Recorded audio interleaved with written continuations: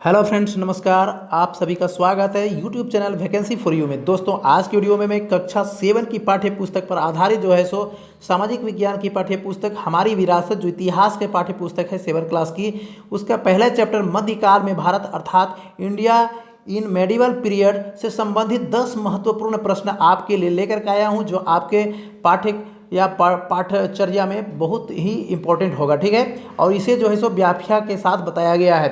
साथ में वीडियो के अंत में आपके लिए होमवर्क भी जारी किए गए हैं। तो आज का वीडियो स्टार्ट करते हैं। आज का पहला प्रश्न है, निम्न में से किस इतिहासकार को पुराणों का अध्ययन करने वाला प्रथम मुसलमान माना जाता है? हसन निजामी, मलिक इसामी, अलबरूनी या इनमें से कोई नहीं? फ्रेंड्स, इतिहासकार अलबरूनी को खगोल, भूगोल, दर्शन सहित कई विधाओं में महारत हासिल थी। मध्य एशिया में जन्मे अलबरूनी ने कई वर्षों तक भारत में रहकर भारतीय साहित्य का अध्ययन किया। उसे पुराणों का अध्ययन करने वाला प्रथम मुसलमान माना जाता है। ठीक है, तो इसका उत्तर अलबरूनी होगा। ठीक है, और अपनी पुस्तक में उसने कई बार भगवती गीता, विष्णु पुराण व वायु पुराण को उद्धृत किया है। ठीक है, इसे भी याद रखिएगा, बहुत इंपॉर्टेंट तथ्य है। अगला प्रश्न देखें, एक अज्ञात लेखक द्वारा लिखित किस पुस्तक से अरबों की सिंध विजय की जानकारी मिलती है? तहकीक ए हिंद, तबकात ये नासिरी, ताजुल मासिर या चचनामा?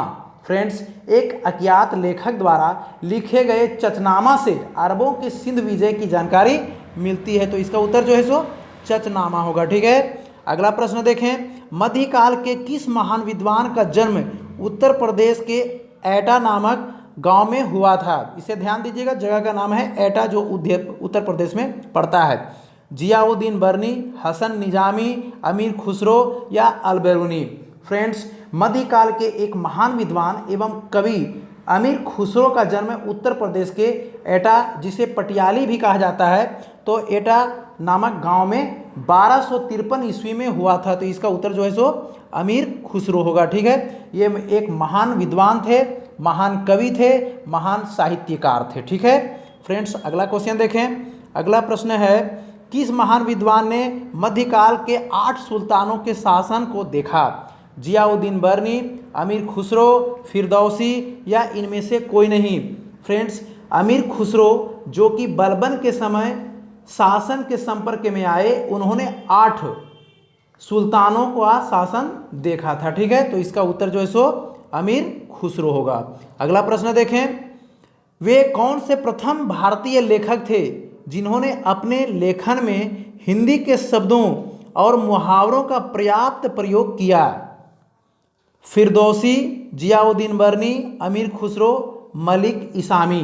फ्रेंड्स, अमीर खुसरो प्रथम भारतीय लेखक थे जिसने अपने लेखन में हिंदी के शब्दों और मुहावरों का पर्याप्त प्रयोग किया। तो इसका भी उत्तर अमीर खुसरो होगा। ठीक है, खुसरो पहले व्यक्ति थे जिसने हिंदी, हिंदवी और फारसी में एक साथ लिखा। उन्हें खड़ी बोली के आविष्कार का श्रेय दिया जाता है।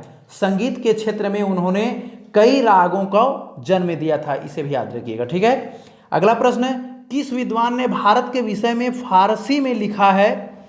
गर फिरदौस बर रुए जमी अस्त, हमी अस्तो हमी अस्तो हमी अस्त? फिरदौसी, जियाउद्दीन बर्नी, अमीर खुसरो या इनमें से कोई नहीं? फ्रेंड्स, अमीर खुसरो ने भारत के विषय में फारसी में लिखा था, गर फिरदौस बर रुए जमी अस्त, हमी अस्तो हमी अस्तो हमी अस्त, अर्थात इसका उत्तर अमीर खुसरो होगा। ठीक है, और इस तथ्य का अर्थ होता है, अगर धरती पर कहीं स्वर्ग है तो यही है, यही है, यही है। ठीक है फ्रेंड्स, अगला प्रश्न देखें। अगला प्रश्न है, झारखंड क्षेत्र के लिए पहली बार झारखंड शब्द का प्रयोग कब मिलता है? 11वीं सदी के एक ताम्रपत्र में, 11वीं सदी के एक ताड़पत्र में, 13वीं सदी के एक ताम्रपत्र में या 13वीं सदी के एक ताड़पत्र में?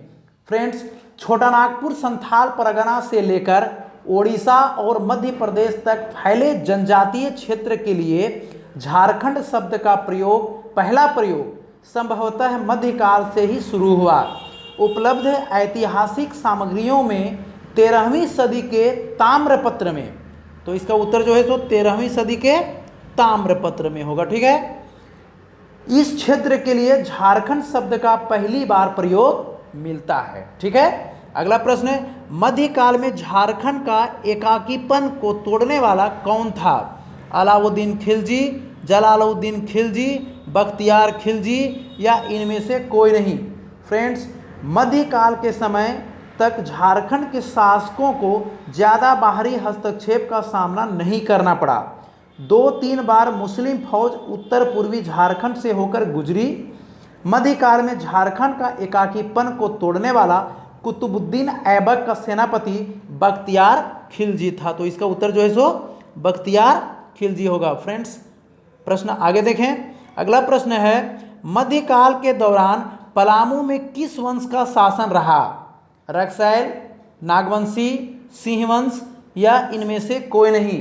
फ्रेंड्स, मध्यकाल के प्रारंभ में झारखंड में कई छोटे छोटे शासकों का शासन था, जिसमें पलामू में रक्सैल वंश का, अर्थात इसका उत्तर जो है सो पलामू के लिए रक्सैल वंश होगा। ठीक है, और कोकरा में नागवंशियों का तथा सिंहभूम में सिंह वंश का। ठीक है, इसे भी याद रखिएगा। अगला प्रश्न देखें, किसके द्वारा रचित मसनवी और दीवान तत्कालीन भारतीय इतिहास के बारे में पर्याप्त जानकारी उपलब्ध कराते हैं? फिरदौसी, बलबन, रजिया बेगम या अमीर खुसरो? फ्रेंड्स, अमीर खुसरो मूलतः इतिहासकार नहीं थे, परंतु उनके द्वारा रचित मसनवी और दीवान तत्कालीन भारतीय इतिहास के बारे में पर्याप्त जानकारी उपलब्ध कराते हैं। उन्होंने कई ग्रंथों की रचना की। वे प्रसिद्ध सूफी संत निजामुद्दीन औलिया के शिष्य थे। ठीक है, तो इसका उत्तर जो है सो यहाँ अमीर खुसरो होगा। फ्रेंड्स, आज का वीडियो बस इतना ही। आज का वीडियो कैसा लगा इसे हमें कमेंट के माध्यम से ज़रूर बताएं। यदि वीडियो अच्छी लगी हो तो इसे लाइक करें, शेयर करें तथा इस चैनल को भी सब्सक्राइब करना ना भूलें। और यदि आप इसे PDF फाइल में डाउनलोड करना चाहते हैं फ्री में, तो इसके लिए लिंक डिस्क्रिप्शन बॉक्स में दिया हुआ है, वहाँ से आप PDF फाइल में उसे लोड कर सकते हैं। ठीक है, तो आज का होमवर्क देख लें। आज का पहला प्रश्न है, किसने अपने पुस्तक में कई बार भगवत गीता, विष्णु पुराण व वायु पुराण को उद्धृत किया है? उस लेखक का नाम बताना है।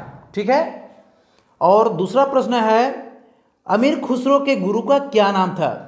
दोस्तों, ये जो है सो आज के पाठ में जो है सो दोनों प्रश्नों का उत्तर बताया गया है। आप अगर ध्यान में नहीं रखे हैं तो इसके एक बार और देखें तो आपको क्लियर हो जाएगा। ठीक है, तो आज का वीडियो बस इतना ही। धन्यवाद।